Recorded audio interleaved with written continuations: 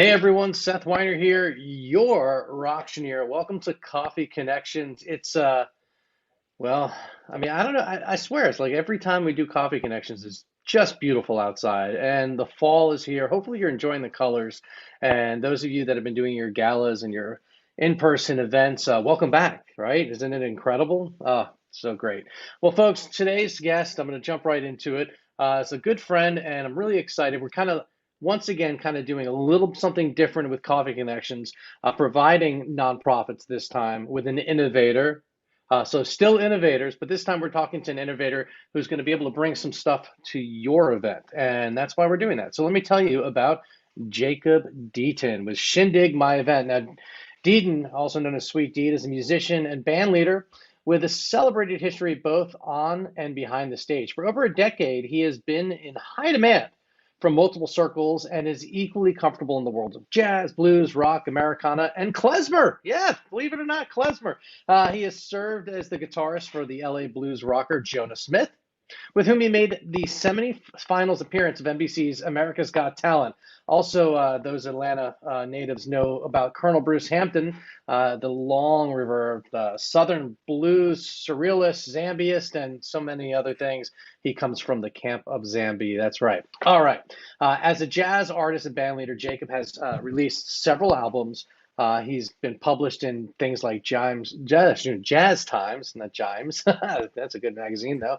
All about jazz and more. Besides all that, he's the co-founder of the Georgia Players Guild and Coast Guard the Band. He's established himself at the center of a massive network of musicians across the Southeast. And this is a big point we're going to talk about. His experience designing and executing custom events prompted the creation of what we're going to talk about is Shindig, a hub for musicians and organizations to be connected with the aim of creating phenomenal events. So where we're going to go with this conversation is talk about how you, my friends here tuning in, are going to be able to utilize Shindig to really shindig your event. Welcome to the show, Jacob. Hey, it's good to be here. Did you write that bio? Because that's pretty good. I gotta tell you. Yeah. I totally rewrote one. I think I only added the klezmer thing. Yeah, that's great. Yeah, man. Well, hey, listen. Before we get started, you a coffee drinker? I am. Well, that's wonderful. What kind of coffee do you drink? Are you home brew, Starbucks brew? What's your fancy?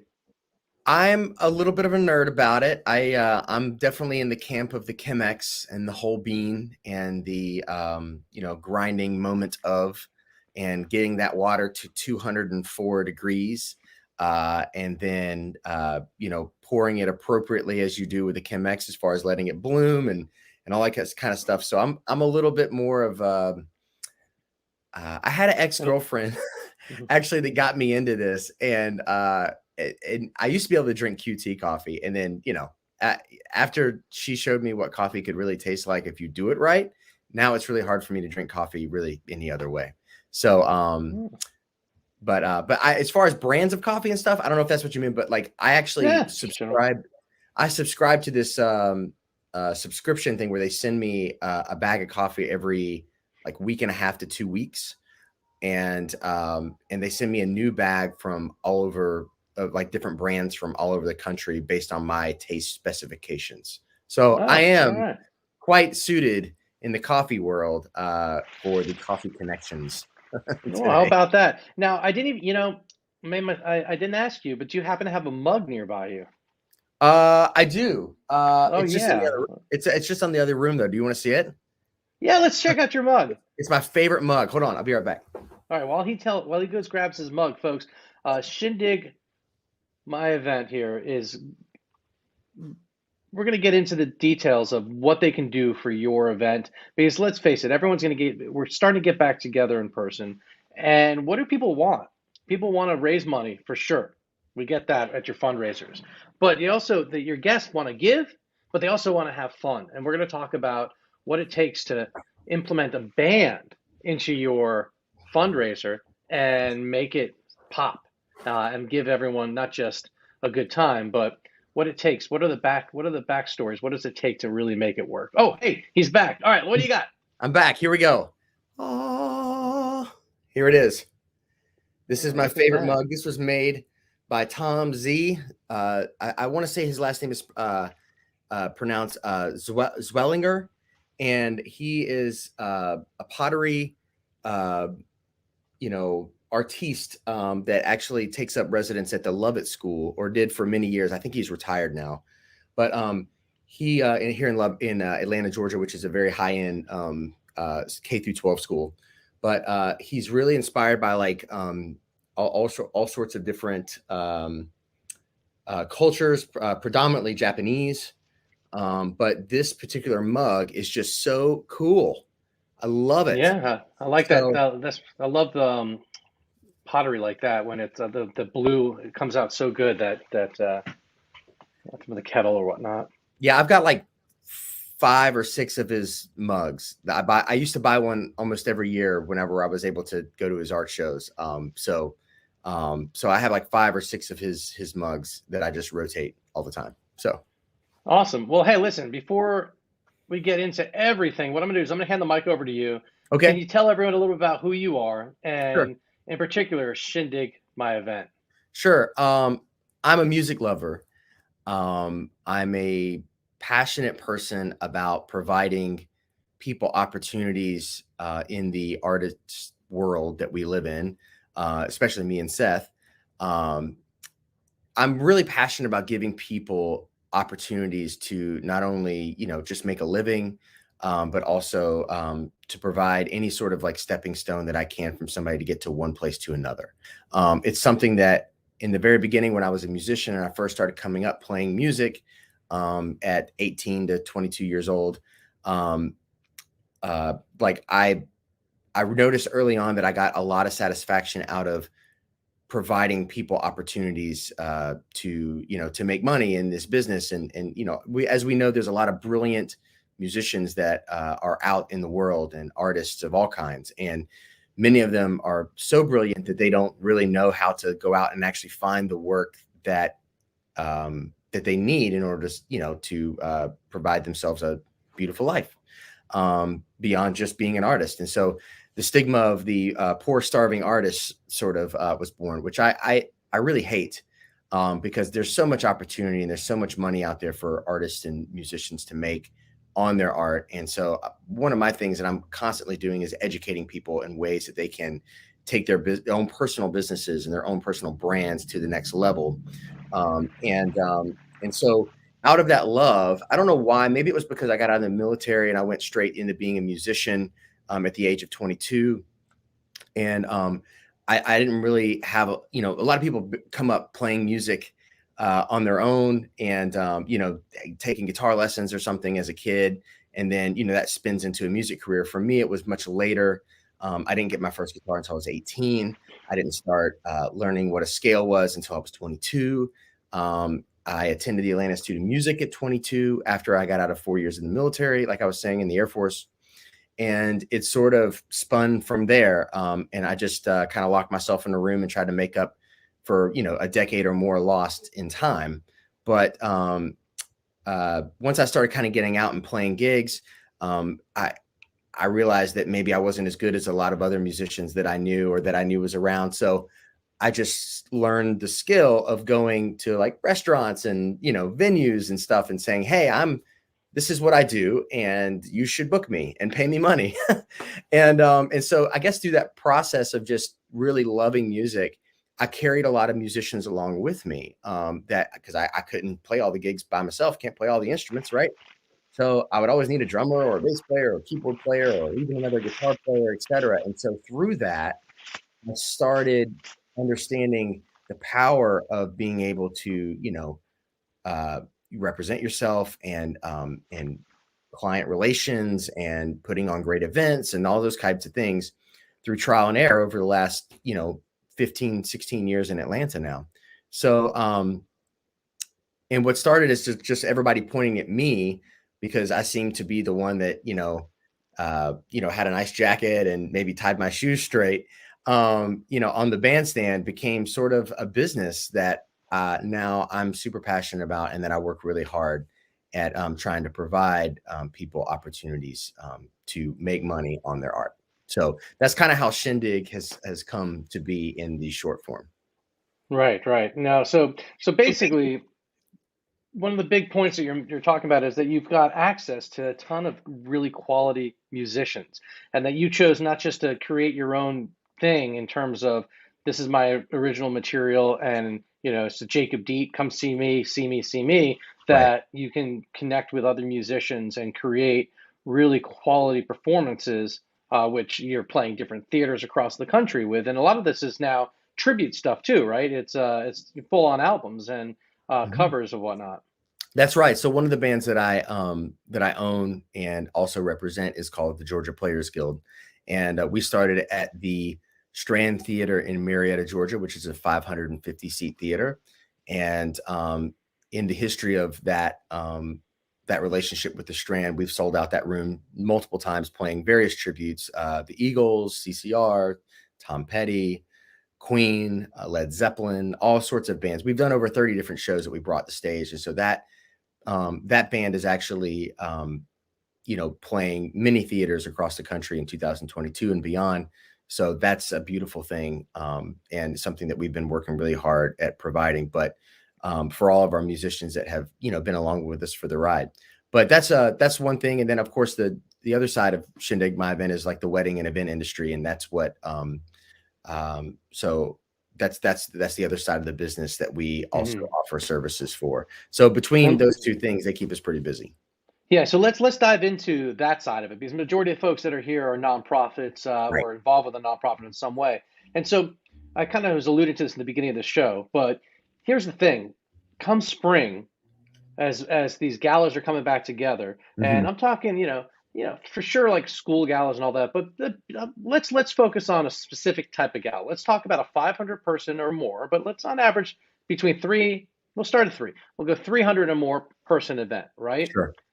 They're getting together at a place like, say, the Georgia Aquarium, or a ballroom at a hotel.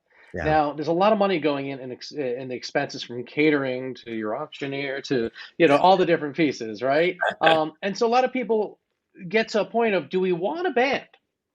And then, if so, is it worth the money? And so the reason why I'm bringing this up is, if you're gonna use a band, you better work on your run of show to make sure that you got time for them, Right. and that you're not taking out of your fundraising. To give a Correct. quick example on that, a recent client was, they decided to go ahead and they did an honors.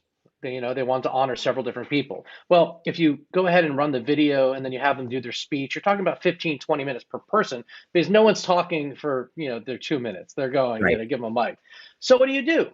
Well, there's a couple things. One, those videos of the awards and all that, they put that into a pre-show that they emailed everyone and encouraged people. And they actually had a really high viewing. They could, you could watch the numbers of how many people viewed it. So people came and they already saw the people's presentations, and then they awarded them, and that cut about an hour off of the show, off of the event. Mhm.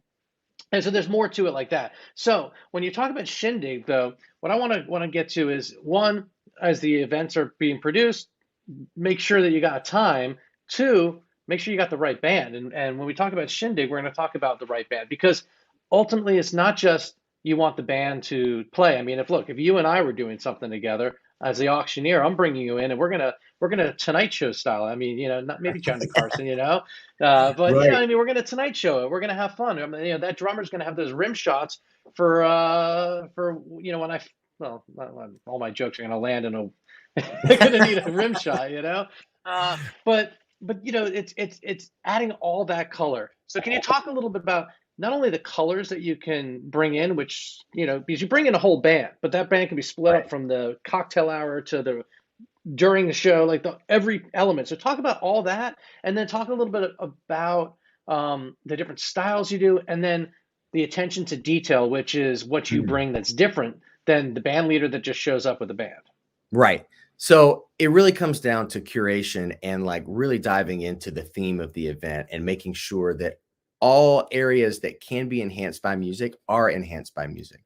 So you mentioned some of those different sections that happen, sort of like the pre-gathering to like a cocktail sort of hour or so, leading into the main segment of the show. It's really about getting everybody in a room, or on a Zoom call these days, I guess. And really just coming up with as many different ways to make this flow like a Broadway show. That's what I always tell people. I'm like, I want all of the events that we do to feel like you are watching a Broadway show. And if you've ever seen a Broadway show, you know what I'm talking about. Every single minute and second is accounted for and follows a timeline that is executed to perfection. So it's really about if picking a theme, figuring out what that theme is, figuring out how music can accentuate that theme, so that the whole night your attendees are getting just overwhelmed with subtle, beautiful hints as to what we're getting to, so that when we get up to the moment where it's time to raise the money, that they're ready and they're primed and they are dying to give you their money. And you'd be surprised how much music plays into that, from just the overall temperature of the events and different moments as it goes along, all the way down to the sound choices, or the song choices that you make for introducing guests. Like we were talking about, maybe that Tonight Show thing, like where, we're introducing guests and they were playing like a little thing, and then we stop playing right before they take the microphone, that kind of stuff. Those kinds of touches show your people that are coming that you're taking this very seriously. And it's so easy just to throw a DJ up there and let a DJ do his thing. And I think DJs do well in a lot of ways. There's a lot of points that they really serve well. But if you're talking about a real class event, an event that is executed with a high level of distinction, a band is just going to bring something that you're not going to get anywhere else. Yeah, that's right. And you talk about the pre-planning, but it's also that pre-planning, they want to learn you they want you to perform these tunes. You've got musicians that are going to do their homework to be able Right. to learn this. So it's a lot of work that goes into it. It's not just show up and play. That's exactly right. It takes a long time. This For every event that we put on, there's a series of rehearsals that happen, where we're dissecting different moments of the particular event that we're playing, and that we show up and then perform it. Because there are no mistakes. Taking it back to old Colonel Bruce, that we used to, just enjoy being around so much when he was with us. With the expansion of all these smartphones and the cameras and the recording devices that exist, you're on Letterman every single night. That's what he would say. He's like, every night is Letterman. There's no more bad nights allowed.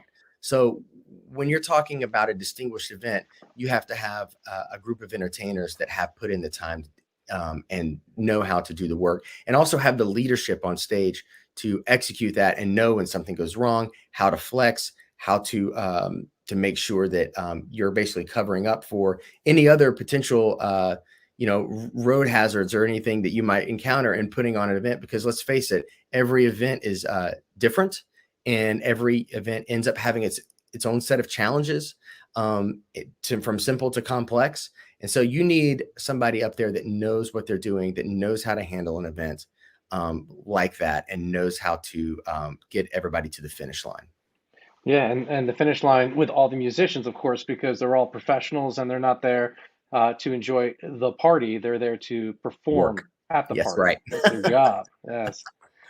Yeah. And on that note, you're pretty self-sufficient. If a client wants to have um, turnkey, you're able to bring the PAs that are necessary. A pop-up stick PA for the acoustic guitar player at the cocktail hour to the full setup.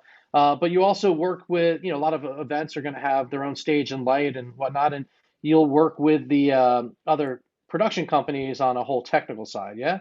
That's correct. So what we do is, depending on where we are, the needs are always different. Like we're saying, every event is different. Everybody who's, tries to generalize events is saying that oh, well, we've done this 1,000 times. Well, that's really cool and all. And maybe that like gets you to about the 95 percentile, but that last 5% is always going to be different. And sometimes that 5% makes the difference in everything.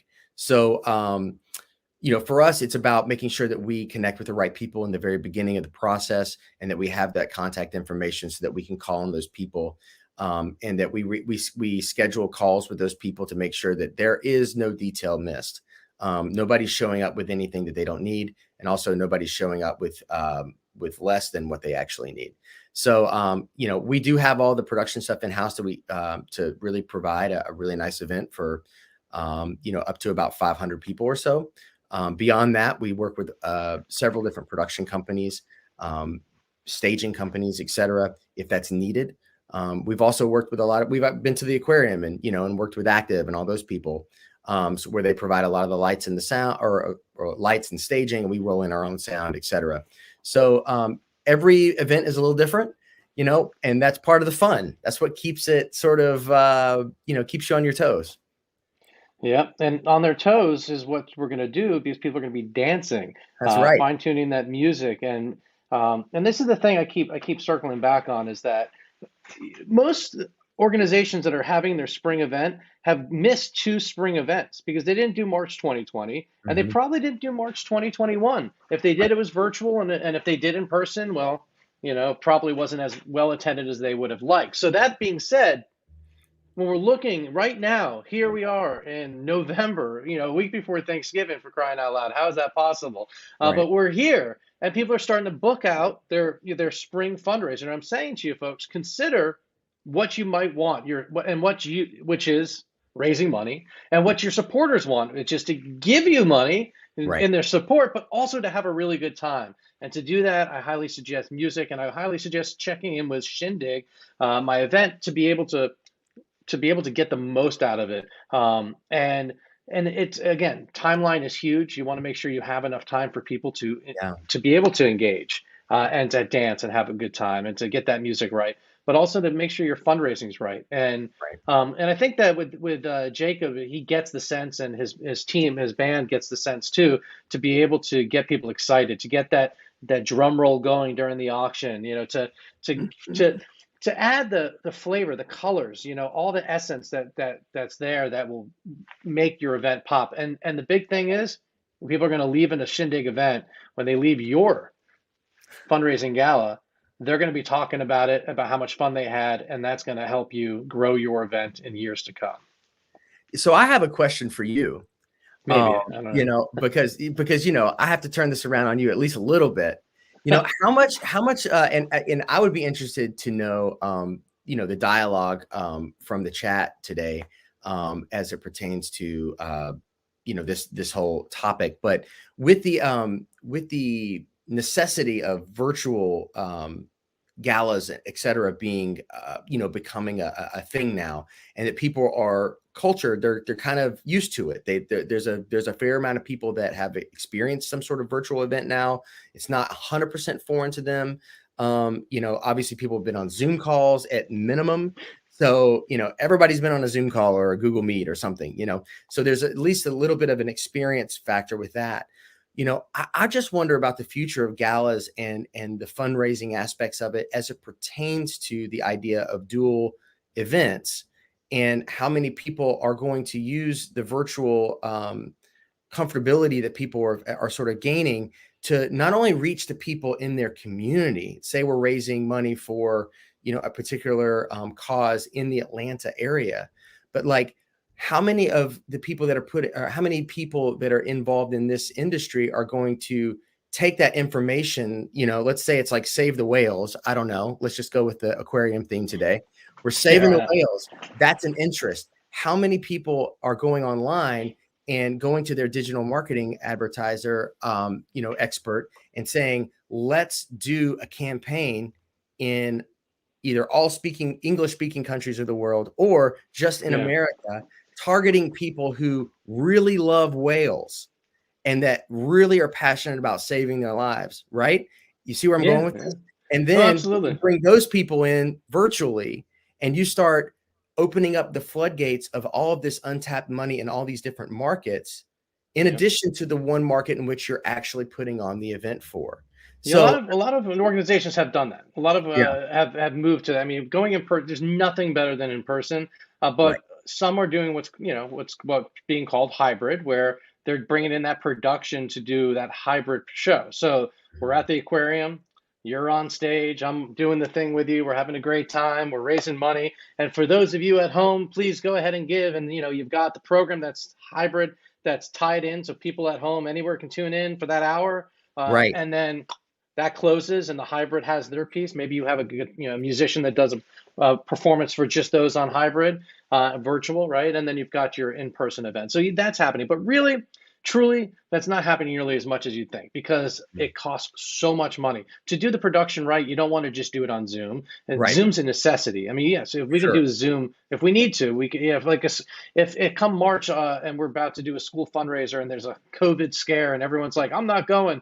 Well, we would go hybrid, put people on Zoom, make a mix, whole deal. But what we have seen the shift is most people aren't calling it their online, I'm sorry, their silent auction anymore. Now it's an online auction. And Hmm. instead of it just being promoted to the families that are coming to the event and those that register, now it's let's put our online auction out there. And then sometimes we'll even take a video clip of the fund and need. And folks, we were in person, we raised $30,000 on Friday night. Our goal, our goal is 50,000. Please help us get there. We're still $20,000 away. And then they'll Right. even have other things happen so that if you missed us on Friday night, here's a clip of Shindig, my event band, doing the Prince's Purple Rain Yeah. as Yeah. your auctioneer sold his purple jacket for purple plethora of, I don't know. You get my Yeah. point. I So you totally can get where you're going.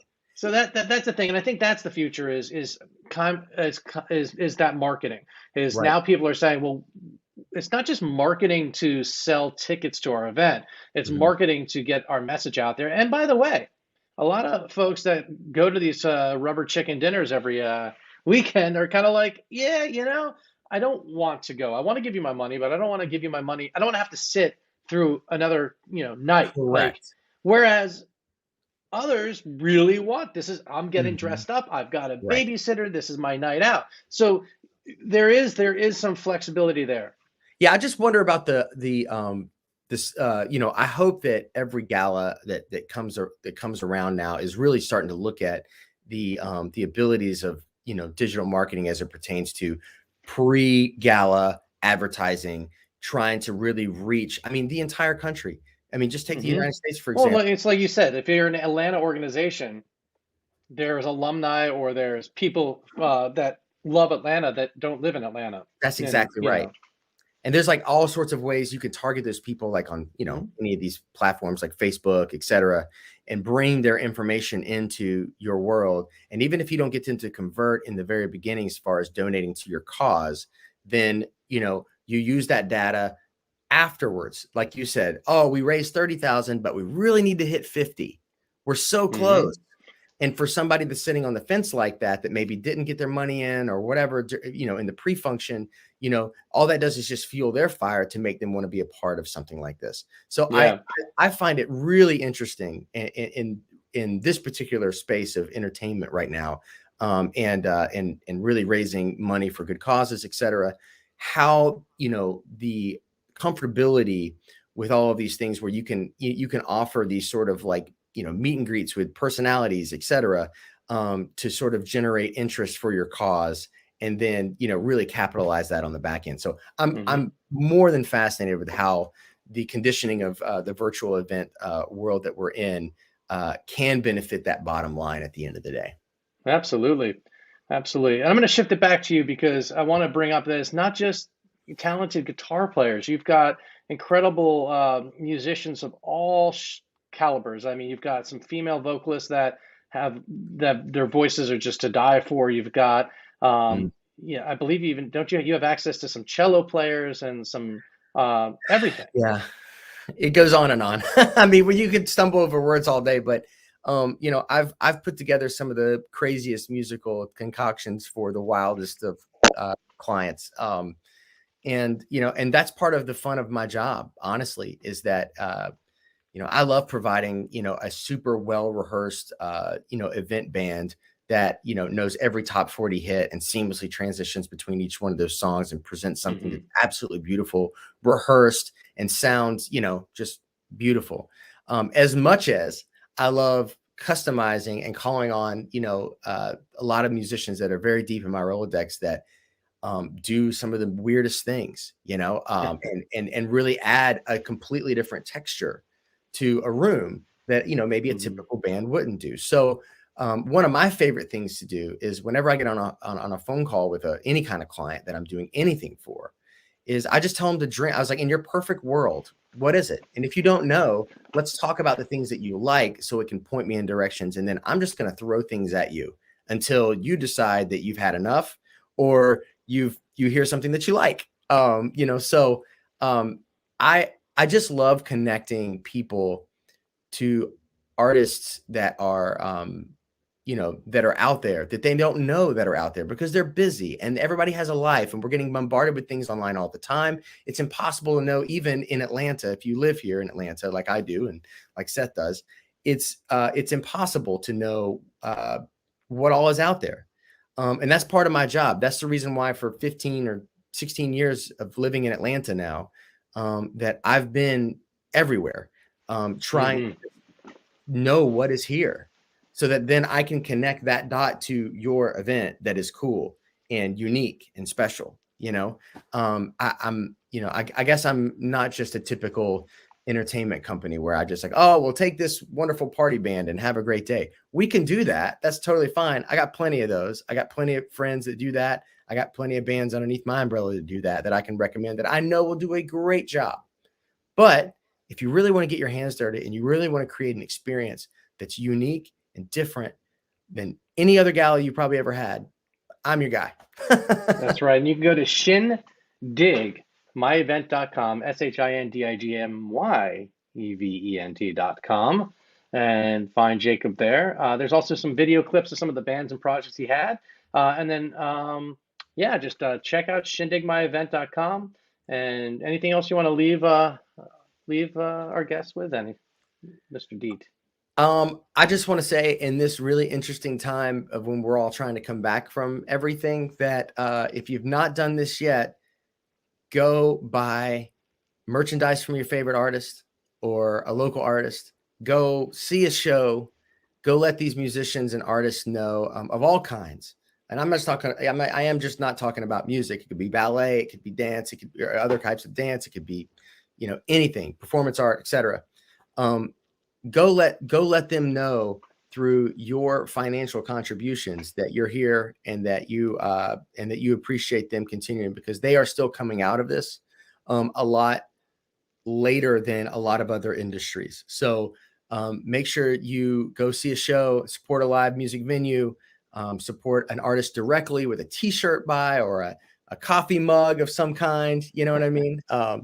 And let them know that you care, because or just send them a note online and say, I think you're great and I love your art, and please keep doing what you're doing. You have no idea how much those words to the artist friends that you have, and everybody has one or two or many, mean to them. So reach out and be a positive influence. All right. Well, thanks so much for your time, folks. We'll see you. I don't know where we're going to see you next. We're kind of getting past Thanksgiving, and then December gets a little wonky. I don't know what the word is, but come 2022, we're going to pick things up for you. All right, folks. Seth Weiner, your auctioneer. Have a great day. Jacob, thanks so much. Thank you. All right. Adios.